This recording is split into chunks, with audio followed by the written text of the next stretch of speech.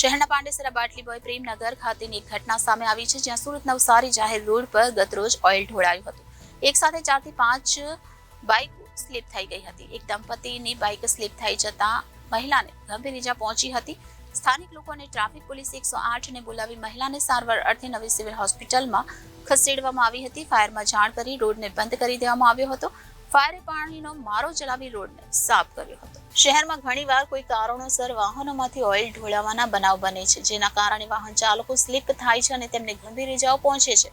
અને આવી જ રીતે કોઈ વાહનમાંથી જાહેર માર્ગ પર ઓઇલ ઢોળાય અને ત્યારબાદ ત્યાંથી પસાર થઈ રહેલ અનેક દ્વિચક્રી વાહન ચાલકો આ ઓઇલના કારણે સ્લીપ થાય છે, જેમાં તેઓને પડવાના કારણે ગંભીર ઇજાઓ પણ પહોંચતી હોય છે.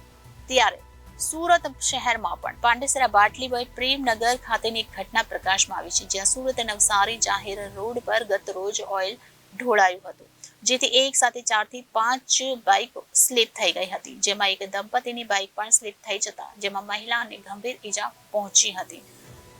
સ્થાનિક લોકો અને ટ્રાફિક પોલીસે 108 ને જાણ કરી હતી, જેથી 108 ઘટના સ્થળ પર આવી હતી અને મહિલાને સારવાર અર્થે નવી સિવિલ હોસ્પિટલ ખાતે ખસેડવામાં આવી હતી.